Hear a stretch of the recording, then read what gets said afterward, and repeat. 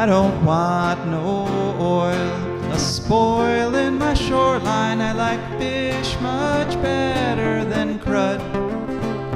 I like birds and things, a-creeping and crawling. Won't trade no more oil for blood. The sun done give us all we need to make this country run. But that black demon oil's got us fussing and fighting, and I do believe it's time we was done. I don't want them nukes run by them kooks who think radioactivity is fun. No more three-headed frogs or kids with leukemia. Nuclear power ain't fit for a dog. The sun done give us all we need to make this country run. But that nuclear power's got us fussing and fighting, and I do believe it's time we was done. No nukes! Good morning, Toledo, and good afternoon, Columbus, and good morning, Bowling Green, and good morning to all of you who are listening to the show on the internet, wherever or whenever you are. My name is Joe DeMar, and I am here with my fantabulous co-host, Rebecca Wood. Yes, and together Rebecca and I are going to create an hour of unforgettable radio called For a Green Future. For a Green Future is a show where we talk about ecology and the environment, and we talk about them in the ways that they affect you, your wealth, your health, your happiness, the wealth and health and happiness of your friends and your families and your co-workers and the geese and the buzzards and the basically all the birds and all the fish and all the animals and all the people and all the plants and all the microscopic critters and everyone and everything, because we're all tied up together here on this wonderful planet called Earth. And we've got a good show lined up for you today. We're just going to chat for a few more minutes here, and then we're going to hear from our guest, who is our annual guest. This is our Thanksgiving show, and our annual guest is Philip Yenyo of the American Indian Movement. And so he'll be talking to us in about 10 minutes or so. And then we'll hear from our patrons and our sponsors, to whom we are eternally grateful. And then, Rebecca, it'll be your turn at the mic. And what will you be talking about this time? I'm going to be talking about something I'm grateful for as a human and environmentalist, the sun. The sun.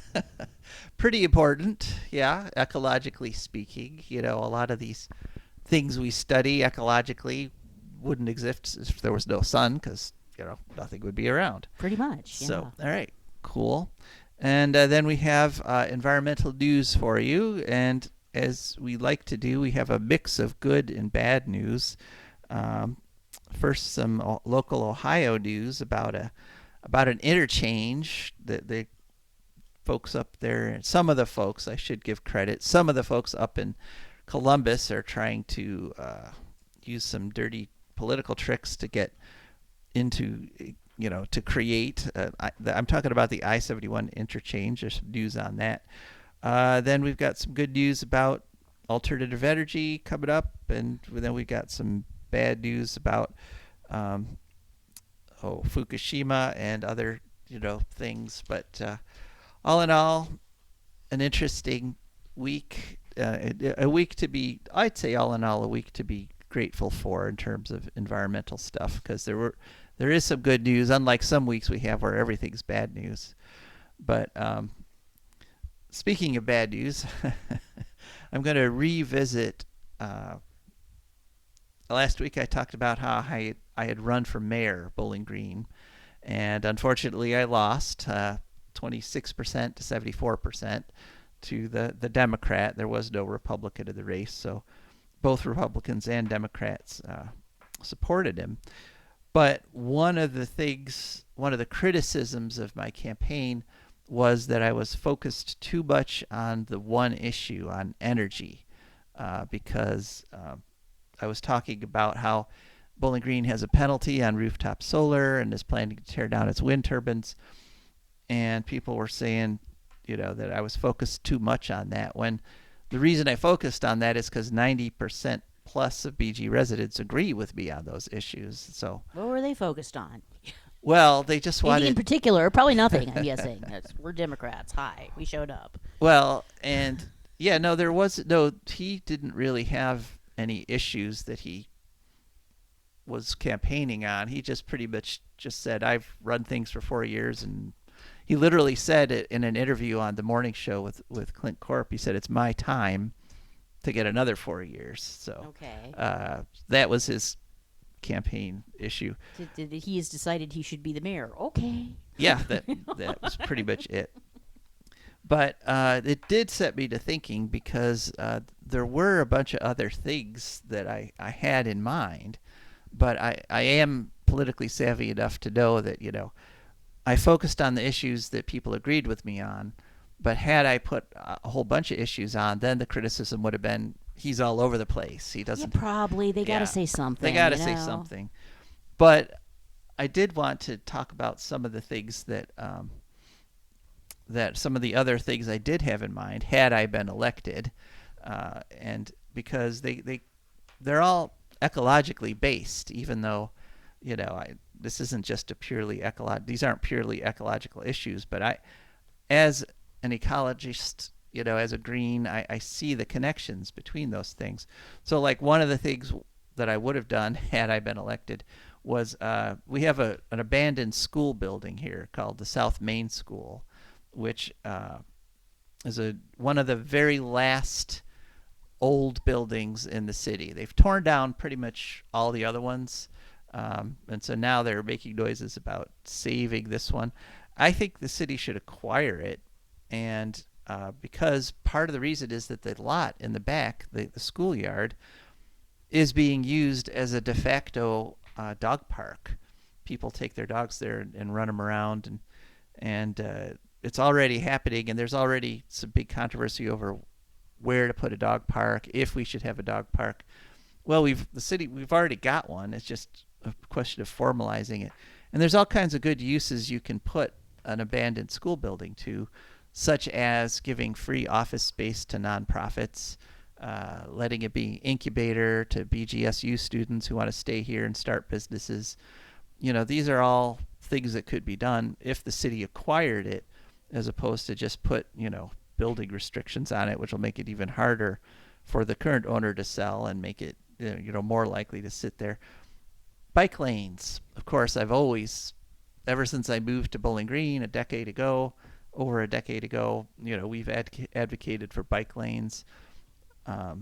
When Worcester was redone, they widened the street, but they didn't add bike lanes. Which really, Bowling Green would be perfect for bike lanes. It'd be a great place for bike lanes. There's no hills. It's a biker's paradise, bicyclist paradise, essentially. Yeah, and there's more and more people using them. Unless too. you like coasting down hill really fast, then you're kind of up the creek. No, it's nice and flat, and it's perfect, as you say, for bikes. And we need bikes going down the main north-south and east-west routes. I mean, that's how you make bicycling practical, a practical alternative to cars. But instead, they still gave in to the idea that we've got to make the world safer for automobiles, and so no bike lanes despite the widening and the redoing. One really cool thing about Bowling Green, and I can recommend people. We have quite a few people that are turning their yards into wildflower gardens. It's very pretty. I like to look at it when I ride here to Yeah. the show every week. Yeah, especially like on North Church or on Church Street. A number of people have taken that whole space between the sidewalk and the road and just made it into native wildflower gardens, and you could walk down there and see the butterflies and see the hummingbirds, and it's really beautiful. And so I was hoping to expand that, and the one thing that I wanted to talk about that was kind of a big, huge project that would have taken a long time to build and a lot of people and institutions to buy in on uh, is a climate resilience thing. Right now, Bowling Green, City of Bowling Green, gets its water from the Maumee River, which is not terribly clean. It takes a lot of cleaning to make drinkable, potable, as they say. But there's going to be times in the next 10 years because the water temperature and the air temperature and the amount of CO2 in the air is going up so fast, there will be times when the Maumee runs dry. And we've almost had that a few times. And so what I think we need to do, and what a lot of cities should do, is build a lake, build a reservoir that has like a week's worth of water in it at least. And the thing is, even reservoirs are evaporating quickly now. As we were driving here, there's a huge lake in front of Bowling Green State University that you can see from I-75. That lake is almost empty. And there's a big rock there that historically, the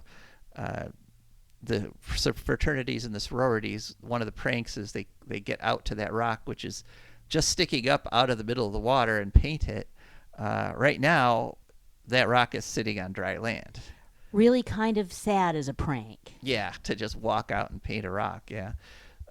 So what we should do, not just build a reservoir, but we should cover that reservoir with solar panels, with floating solar panels, because that stops the evaporation, and it also prevents things like algae blooms from happening in the lake. So the water stays cleaner, it stays cooler, and it will provide power all the time as long as the sun's shining, and not have, not have things wasted, not have space wasted. So those are kind of some of the things I wanted to talk about, and I particularly wanted to touch on the resilience idea, that question of the reservoir with the solar panels, because there is a lot of focus right now on we've got to start building climate change resilience.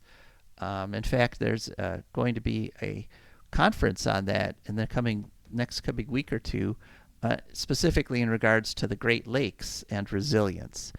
And so the thing about that is any measure you take, any resilience things that you do can be overwhelmed by the effects of global warming if you allow that to continue, if you allow global warming to continue getting worse and worse, to continue that positive feedback loop that's causing, yes, the exponential increases in temperatures.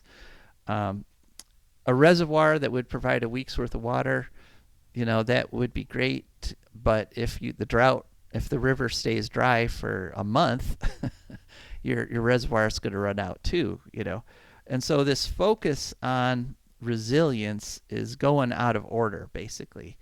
We are going to need to work on resilience, but we should focus first on getting off fossil fuels, and that'll reduce the amount of resilience we need. And because there are limits to resilience. There are always limits. There's going to be a point from which we cannot bounce back if this continues. Exactly.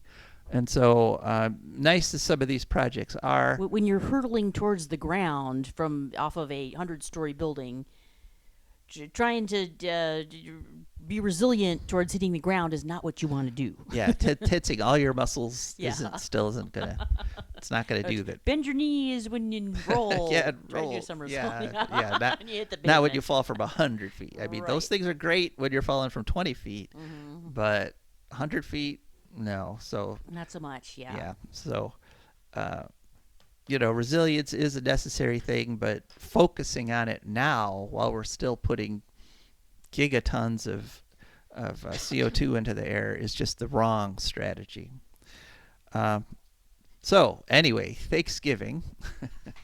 And we are thankful for many things here on the show. We're thankful for being able to do this show. And I'm very grateful to be back on the air with you guys. It's really been a tough 10 months.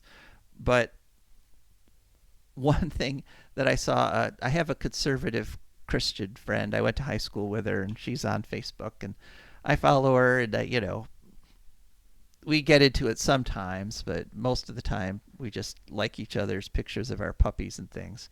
Um, but she posted something last week where she said, I am so grateful to the Lord for giving us this really warm weather in November. And, I love being able to sit out on my porch in my short sleeves in the middle of November. And I have to say, Okay, but the price of wait, you that got your mic there. the price of that are things are not so great in July and August. Yes. You're gonna be cooking. Yeah, and I don't think that's one that you have to thank the Lord for. I think Right. I think us humans are, you could probably thank oil company executives for that, but the fact that you're going to have a mild winter, as you say, doesn't make up for the terrible side effects and the lack of water. I mean, Enjoy your summer now because it's the two seasons are now summer and hell on earth. yeah, exactly. So, um, that's not something I'm grateful for. I mean, it's nice to have this beautiful weather. This is, late September weather, I would say. Yeah. Here we are in mid-November. And if you So, know about it, it's just a weird feeling for everybody. It's like, oh, it's so nice out today. Oh. yeah, yeah. And there are people who keep saying, I actually heard somebody say the Farmer's Almanac said it's going to be an incredibly hard winter. Uh, no, that's not what the science says. Science says in an El Nino year like we're in, winter is not going to be, there's hardly going to be any kind of winter at all. So, not thankful for that. But I am thankful for our friend, Philip Yenyo, who every year comes and talks to us about Thanksgiving, both the good and the bad. And so we take a nice close look at it. So let's go to that interview with Philip now. Hello, and welcome back to For a Green Future. Could you just remind us of our listeners about who you are and who you're with and what and so forth? Okay. My name is Philip Yenyo. I am the executive director of the American Indian Movement for the state of Ohio. Nice. Yeah. And this has become a tradition on For a Green Future. I think is this the fifth year we've done this? Fourth or fifth? I think it's the fifth, but this is a landmark one right here because this is the first time we've done it by Zoom. So that's true. That's true. Up till now, landmark episode. Everyone, make sure you save this. Right. So this will be our show that airs just before Thanksgiving. Okay. So this coming Saturday, and we've talked in the past, and I do suggest people who are interested to go back and listen to some of those earlier interviews because they were pretty good. We covered a lot of ground. Oh yeah. Yeah, but just to kind of recap the idea that Thanksgiving is sort of a uniquely American holiday, but the way it's practiced here, where we basically pick one day out of the year to just be thankful for everything, that's kind of different from the way gratitude and thankfulness are practiced in the Native American community. Wouldn't you say? Oh yeah, absolutely. Our people are thankful every day. It starts from the time that we wake up, every day. We give thanks, for being here on Mother Earth and the gifts that she provides through Tankashla, through Creator. And it is an everyday thing. I think a lot of times people don't think about those things, about being grateful every day. Being grateful every day makes you a little more humble, makes you a little more respectful of the people and the things around you. I have quite a bit to be thankful for, this year and every day. A lot of things happening, and you just gotta continue to give that thanks. That we're allowed to walk upon Mother Earth in a sacred way. Mm-hmm. Mm-hmm. So I've been following you on Facebook for a while there. I guess you could say we're Facebook friends, and Yep. you still get a lot of what you need directly from the earth, don't you? Obviously you're in in this society, so you go to the grocery store and everything. But it seems like more than the average person, you also like forage and get stuff directly. Yeah, I forage. I also grow my own. I'm grateful for my friend Fern. She moved to Michigan, but Fern used to be the secretary for the Committee of 500 Years of Dignity and Resistance, and I just stayed with her for a couple years at her place. One of her, she had an apartment in the attic, and was grateful to be able to help her. And because she's older, she couldn't take care of that yard. But in selling the house, she allowed me to go ahead and dig up some of the things that she had in the garden. Uh, One being the raspberry bushes. I got a whole bunch of raspberries and planters so that they're not spreading all over the yard. Mm-hmm. And then the asparagus that she had growing in there, I ended up digging that up and taking that and planting that. But yeah, tomatoes and whatever I can grow to eat to save myself on grocery costs is really great. And then I'd really like to start getting into canning, to Mm-hmm. to produce my own stuff, my own tomato sauces and things, so that I have that readily available during the winter months instead of having to go to the grocery store. I mean, there are some things that you still need from the grocery store. Fresh tomatoes. Granted, they're greenhouse grown, and they don't have the same flavor. Mm-hmm. But you're making a burger, and you got to have a tomato on there. You Yeah. have to. What you got to do. But yeah, generally speaking, I get what I can from the land, and Mm-hmm. that's the way it should be. Yeah. So tomatoes themselves are something that came from Native American culture, right? That came from. Yes, actually, I can't remember what nation it was that actually bred them, bred the toxicity out of them, Mhm. because if I'm not mistaken, they're in the nightshade family. Um, but I know I've heard of stories about, it's a devil's fruit. Mm. There was a gentleman that actually stood in colonial times, stood in the middle of the town square and ate a bushel of them to prove that they weren't toxic. But yeah, you gotta sit and think about the foods that came from the Western Hemisphere. Um, Italians wouldn't have tomato sauce if it wasn't for our people. Yeah. Well, If you really as think about it, and imagine your pizza without that, or imagine your pasta without that. But yeah, as an Italian, I could say I'm very grateful for for tomatoes. Yes, it's a huge part of my diet. So yeah. Have you had my pizza yet? Don't know if I've made a pizza for you. no, I haven't, and I'm Uh, looking forward to yeah, that. this year. It will happen this year. So Nice.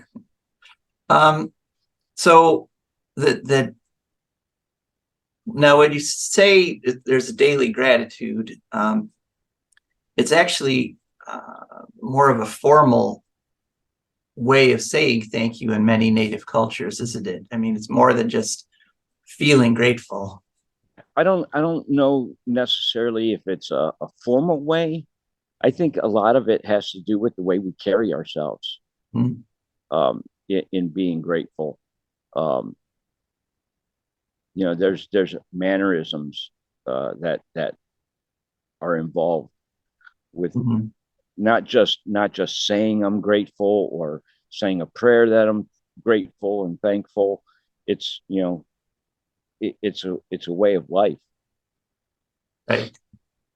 Now, just to review real quick, we talk about this every year, but the picture of Thanksgiving we were all given, Yeah. in grade school,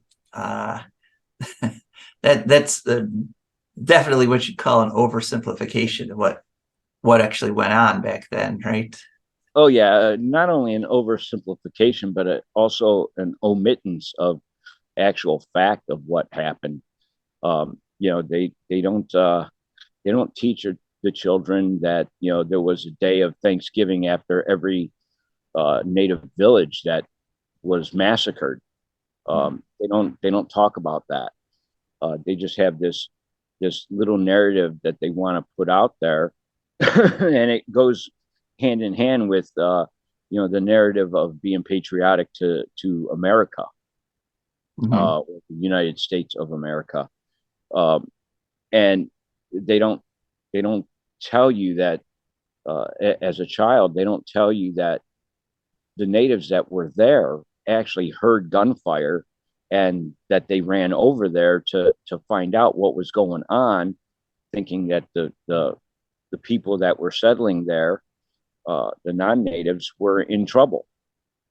Mm-hmm. And it just so happened to be that they were celebrating, this, and so warriors were sent out to hunt deer, and they hunted some deer and brought deer and turkeys and things of that nature.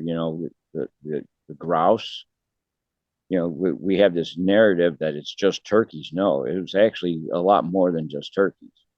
Uh, Mm-hmm. but yeah, there was seafood, there were clams and stuff that were actually harvested and brought to that table, that dinner table. Um, but after that, things soured between the settlers and the natives, and um, everything just went haywire all over greed of land. Them wanting more land, and uh, basically pitting one nation against another nation. They started doing that, um, and then it just continued Mm-hmm. to where we are now. And like I said, it wasn't.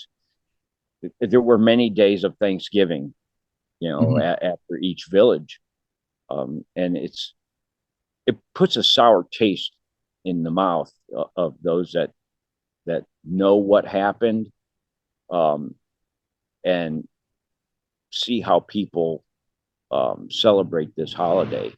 You know, Mm-hmm. Yeah, I think. especially when it was those nations that taught the pilgrims, what to grow, how to grow it, and because they knew nothing. And had it not been for those nations helping them survive, they wouldn't have survived at all. Mhm. They would not have survived at all. So maybe the pilgrims should have been a little more grateful to not just giving thanks to God, but also maybe give some thanks to the people they were at the table with. Right. Things might have turned out a little differently.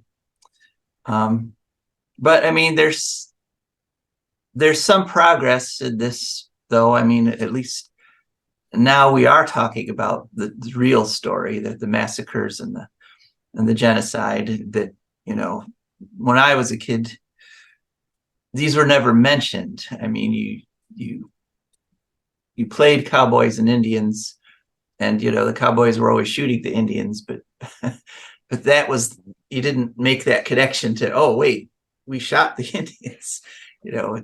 Yeah. So at least there's some progress, and you do have an accomplishment to be thankful for, in that this was no one is, pretty much people have stopped questioning the change of names of the Cleveland over to the Cleveland Guardians from the Cleveland Right. Indians. There are still people that Are there? are Mm-hmm. dead set on it. It's very few, though. Very few, and they still, they send our chapter, nasty messages. I've gotten nasty messages from my personal Facebook page, and it's just it's to me it seems ridiculous to hold on to something that is so divisive. And that's just how some people are. Some people are just not going to see the value in changing the name. Uh, they're not going to see the value of our people because they believe this false narrative that's been put out there. And even the Constitution itself calls us merciless Indian savages. Um, and they say, well, this is a supreme law of the land, but okay, go look at Article 6, which specifically states that the supreme law of the land are the treaties with our people. Mm-hmm. So people are Right. still believing that the Constitution is the supreme law of the land, and it's not. The Constitution itself says it's not. So Mm-hmm. these are things that should be taught in school, so that there's no misgivings and misunderstandings that we won. I've heard this comment: "We won. You have nothing to say." You know, and it's like, and I've heard the exact same thing coming from some people about the whole situation going on in Israel and Palestine, Mm-hmm. between those two nations, and it's like you can't be serious. You really can't be serious. Yeah.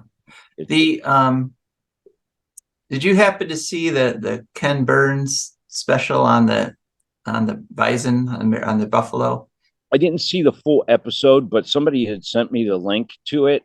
Yeah. I was going to share that with my son's middle school and Mhm. with the librarian there, who actually asked me for help with a book list so that she could get more books on natives in their library.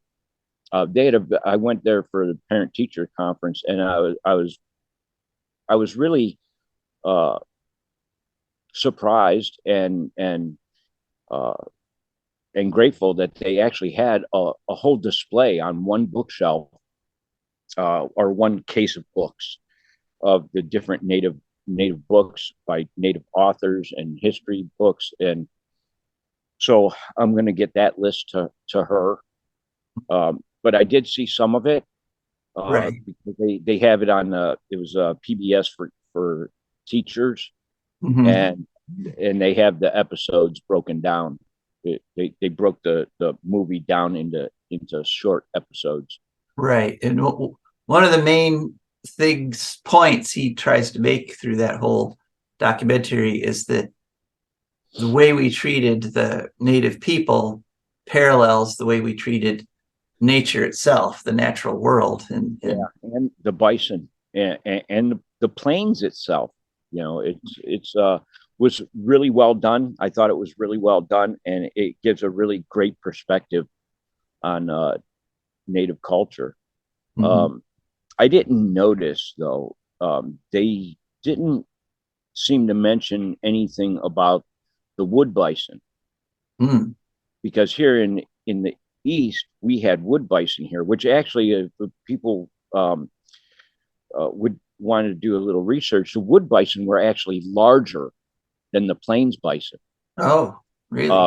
but they were all through here in Ohio, Pennsylvania, West Virginia, and their grazing was a little different than the bison on the plains. I Hmm. mean, they still ate prairie grasses and that, but there was a lot more what they call browse, which is like twigs and sticks, Hmm. um, that they ate. From the saplings, they would eat the buds. It Hmm. basically be in competition with some of the other wildlife for the sweet buds in the spring and that. So, um, how many were actually here? I've never heard, how large the herd was, but they did come through here. Hmm. Yeah, another. I think because they were here, it's just like anything in nature. When you eliminate something from the bioregion, other uh, other things get out of balance. like here in Ohio, we don't have any elk. So that alone allows the deer population to explode. We don't have wolves here anymore. That allows the deer population to explode. Yes, we have coyotes, but coyotes generally don't hunt down deer. Their main diet is field mice, and people don't realize that. When they reintroduced them here, they thought, "Oh, this is going to keep the deer population down," but it's not. It's still getting out of balance. Well, I'm afraid we're already running out of time, Philip. Every year this interview seems to finish quicker, but it's great talking to you. What, if anything, would you just like to say to people that are going into Thanksgiving that maybe they should be thinking about? Or I think that the main thing would be to investigate the nations that were on the land that you lived on. Be grateful to them. Those ancestors, made it possible, even if it was through relocation, made it possible for you to be here and living on this land. I have quite a bit to be grateful for, and I wanted to share this personal thing with everyone that I think this year has been really tough for me.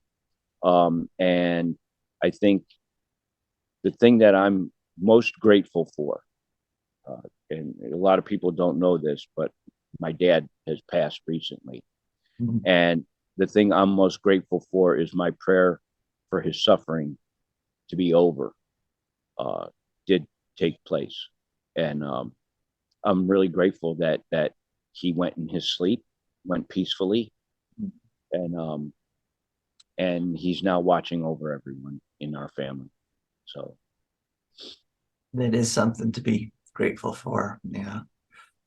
My wife also passed peacefully, which was, I was grateful that she passed peacefully. So, well, thank you so much. Thank you, Philip, for joining us again. And it's been great. I look forward to next year, Joe. Yeah, and there will be pizza at some point in between here. So fantastic. All right. Have a good one. You too. Okay. Well, I hope you enjoyed that interview with Philip. And so now it's time to hear from our patrons and sponsors. For a Green Future is brought to you by our patrons. These are wonderful people who've gone to patreon.com. That's Patreon. There they searched for a Green Future. Up popped our wonderful Patreon page that shows different levels of memberships and has a bunch of cool photos on it. There they picked the level of membership that matched their monthly budget, and every month a little bit comes out of their account, comes over to us, and that's how we can afford to keep this show on the air. So we are extremely grateful to our patrons, and if you want to become one, just go to patreon.com and search for a Green Future. Thank you. For a Green Future is also brought to you by the Wood County Park District. The Wood County Park District is a natural resources conservation agency. They protect natural spaces, maintain quality green spaces, provide engaging programming, and they teach people to love and respect nature. They also restore wildlife habitats and lead people on outdoor adventures. Wood County Parks protects natural spaces in Wood County for all to enjoy from 8 a.m. to 30 minutes past sunset every day of the year. There are several ways to get a hold of them and find out what's happening. One is to call them at 419-353-1897. Another is to visit their website, www.wcparks.org. The website again is www.wcparks.org. They are also available on all social media, Instagram, Facebook, Twitter, and many others. Just search for WC Parks. That's the Wood County Park District, and we're very grateful for their support. So, Rebecca, one of the good things about having all those patrons and sponsors is that they give us an opportunity to turn the mic over to you every week. So what will we be talking about this week? Okay, well, the sun. When I think of things which I am grateful for as an environmentalist, or just someone who sort of likes existing and doesn't really know what they're missing in terms of the alternative. I think of the sun. The sun is pretty important. It's one of the basic ingredients for life. And and I'm on the last page first. We don't want that. So yeah, I am grateful for the sun this year. Also, I can no longer remember which traditional Thanksgiving foods I haven't done. So it's the sun. The sun is the star at the center of the Earth's solar system. It is a massive ball of hot plasma, which is a state of matter. Plasma is a state of matter that's not solid, liquid, or whatever gas. It's sort of something in between they didn't teach about in grade school. It's inflated and heated by nuclear fusion reactions at its core, and emits internal energy as light, ultraviolet light, and infrared reactions. Okay, so the regular light, I think, is just the light we can see. It's this visible spectrum, and those other two kinds, the red and the purple kind. Well, it actually puts out light across the entire electromagnetic spectrum. You got your gamma rays, your radio waves, your X-rays, but it certainly does do those. Yeah, just as a smattering of things, which it does. So yeah, the sun is 73.46% hydrogen and 24.85% helium, and then other stuff. A lot of other stuff.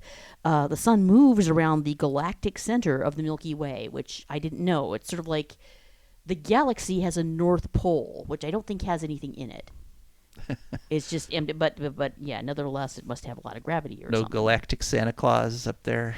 I don't think so. Although that would make a very cool science fiction story. Actually, sort of a humor science fiction thing. But yeah, the sun is 109 times bigger than the Earth. I didn't know that. Wait, 109? Was it? Is it 109? No, it's 107. What?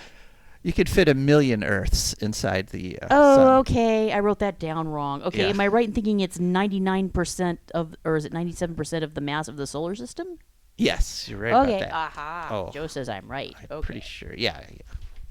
Very cool. So, it's important to life on Earth, according to National Geographic's educational site, for a number of reasons, many of which are fairly obvious. It would be real dark and cold with no food without the sun. But also it drives the weather, the ocean currents, seasons, and the climate. And as I alluded to, photosynthesis, which means that plants can grow, and we're either eating the plants or eating other things that eat the plants. So really, we got nothing else to eat without the sun. It's one of 100 billion stars in the galaxy, and according to history.nasa.gov, I just got this one metaphor from them, but it stirs our atmosphere.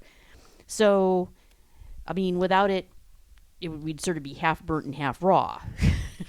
Except we'd just be raw because, there wouldn't be any heat or light. So that's kind of essential. Heat needs to move around, or, it'll just be in the same place and burn things up.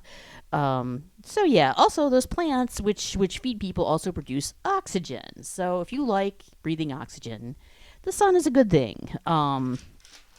So yeah, and also obviously there's solar power. It can be used to create solar power, and I found out new stuff about this too. There are two basic kinds of solar power. One is the two major kinds anyway. There may be other kinds, which Joe, who is an actual engineer, knows about. Well, yeah, I'm not an engineer in terms of having an engineering degree or credentials. I just, look at stuff and build stuff.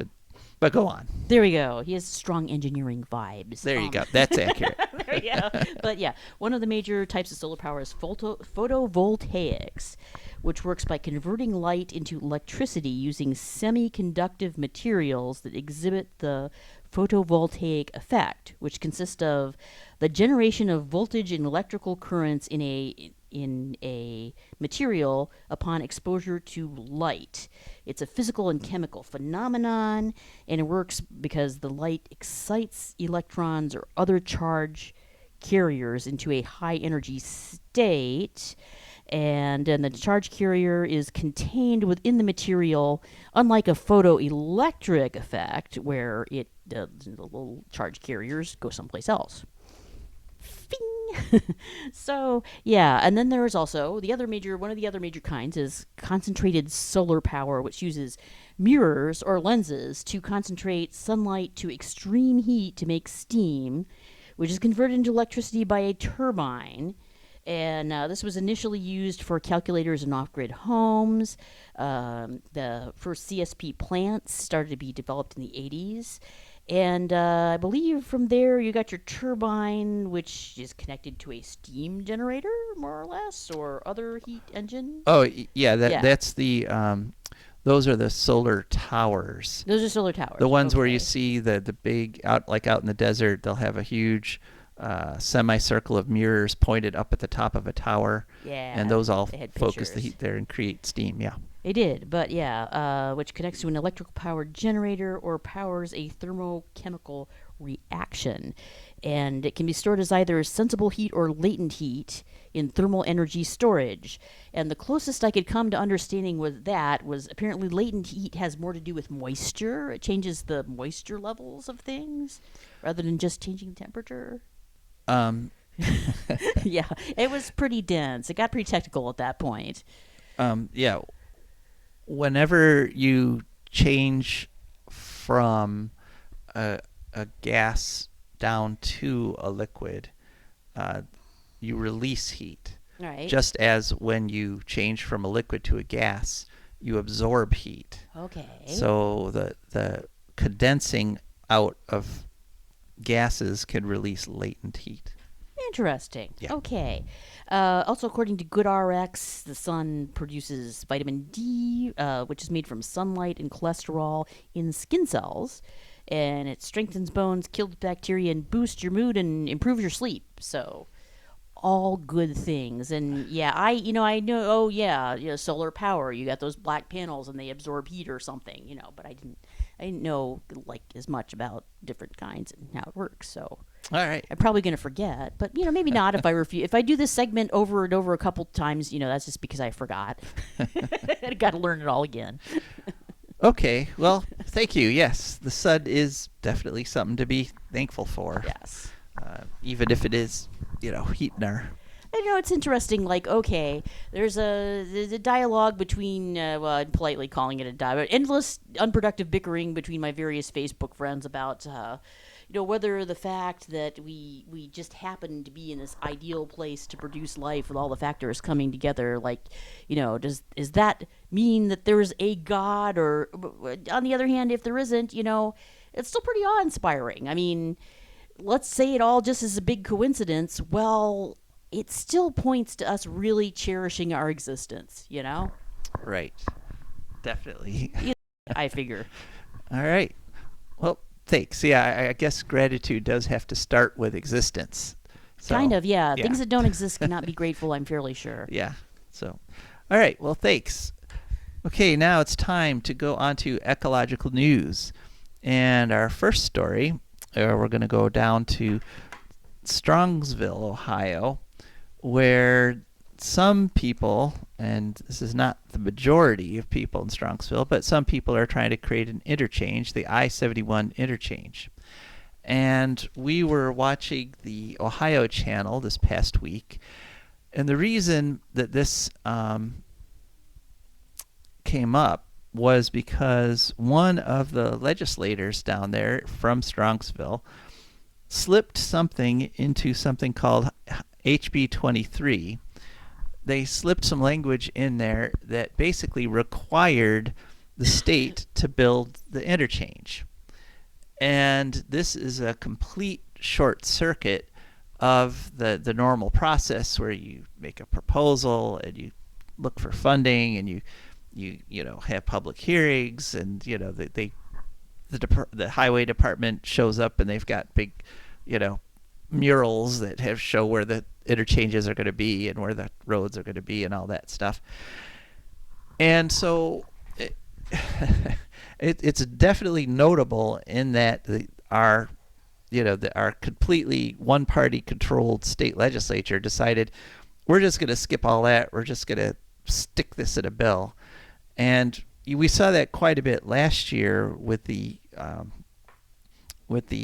funding bills for the state, where they took all kinds of laws and policies that they couldn't defend in public and just stuck them in the budget bill. And so, Oh, Ohio. yeah, it's not good.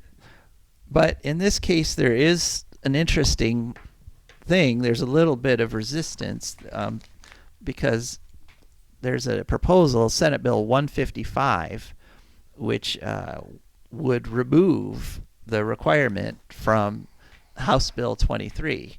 And so at least someone's paying attention, and there's at least a little bit of pushback. At least some of the Ohio senators are looking at this blatant elimination of due process and saying, maybe maybe we shouldn't do that. For one thing, it opens up the door, because if all you have to do is insert a law into an unrelated bill that completely goes around all the regulations and all the processes that have been established in law, just use creating a new law to eliminate the old situation, then literally no law is safe. Nothing is safe. So I'm glad. So let's hope Senate Bill 155 passes. That would be nice. Of course, it also has to pass the House, but we'll see what happens on that. All right. Now some good news. On to some good news, and this one is from. This is from the American Clean Power Organization, and they did a press release back on November 1st. And the good news is that the third quarter for the U.S. had record clean energy installations. So Good. So more wind, more solar. They did not talk about nuclear, of course, because that isn't clean energy. But third quarter installations increased 13% over the same period in 2022. And the record is the strongest third quarter in history. So more wind and more solar and battery. They included battery storage. In fact, battery storage was the biggest part of the increase. So the U.S. has 243 gigawatts of operating clean power, and that's providing over 16% of all the U.S. electricity, according to American Clean Power. And that actually is more than nuclear, which, worldwide nuclear provides less than 10% of electricity. So wind and solar and battery storage have finally, beaten nuclear, and they're continuing to beat nuclear. So let's see here some of the statistics. The year-end installations of battery powers were 4,000 megawatts, and each 1,000 megawatts is roughly equivalent of a nuclear power plant. So we've got just in this year, this year was 13,000 megawatts hours, 4,000 megawatts of capacity, 13,000 megawatt hours of capacity, because the batteries have a time limit. They can't keep discharging forever. So tons of solar, tons of wind. Wind actually was the least, unfortunately, because wind is great, but lots of power purchase agreements and lots of good news on this renewable energy front in the United States of America. So we still have a long ways to go, but at least we're on the way. Okay, next story. And this one is from Canary Media. And this one basically shows us just how far the U.S. has to go. Portugal just ran on 100% renewable for 6 days in a row. Yep. 10 million customers, and it was just wind, hydro, and solar, and they met more than 100% of the whole country's needs. Something that nuclear proponents and fossil fuel industry folks repeatedly say is impossible. They keep saying, back in the 80s they said, probably the grid could handle maybe 10% wind or solar. Then like in the 90s and 2000s they were like, well, we might be able to handle like 30% or 40%, but no more than that. And so every time the wind and solar meet those percentages, they grudgingly say, well, we could do a little more than that. But now we're finally at 100% in Portugal, and they had rainy, windy days. So even though the solar wasn't producing a lot, the wind was producing a lot. Gas plants, they had gas plants ready to run in case they needed it, but they did not need it.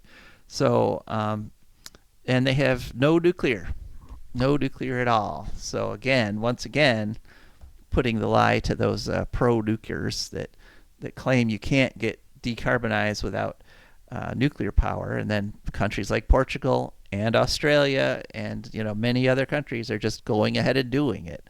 So really good news from Portugal. So happy to hear it. And I guess that's something to be grateful for, right? Indeed, Yeah. yes. Okay, on to Washington Post story, November 15th. We got to balance out all that good news. Greenhouse gases soared. Greenhouse gases have soared to another record, and the quote in the headline is, "There's no end in sight." Story November 15th by Justine McDaniels. Greenhouse gases set a record in 2022, keeping the planet's temperatures on a rising path to blow past climate records. And we are seeing extremely high temperatures, and in fact, as we reported last week, the last 5 months, every month for the last 5 months has been that hottest month in recorded history. And the article points out that we're getting closer and closer to crossing that 1.5 degree centigrade threshold. And the reason that was set as a threshold in the Paris climate talks is because scientists have pretty definitively said, go past 1.5 and everything's going to start collapsing. Oh boy. So we are just about there, actually. Let's see, some other things. A lot of the world's forests, unfortunately, in that year went from carbon sinks to producing carbon, because when you heat forests up too much, they can't absorb the carbon anymore, and all that organic matter down in the soil starts evaporating. And so what should be a carbon absorber becomes yet another carbon emitter, and in what's called we'll say it again. Positive feedback loop. Yes. We're just past masters of snatching defeat from the jaws of victory here, aren't we? Yeah. Maybe we'll have a show where you and I just say positive feedback loop for the whole hour. We'll just go back and forth, say positive feedback loop. Yeah. Which is kind of a positive feedback loop, isn't it? Yeah. Okay. Right. All right, so let's see. The last time the carbon dioxide levels were as high as they were in 2022 was 5 million years ago. So taking us back to the times when there used to be forests up at the poles, and the equator was pretty much uninhabitable, and it's not good. That's it for this week's show, our special Thanksgiving episode. Thank you so much for listening. Yes. This is Joe DeMar. And Rebecca Wood. And we are signing off.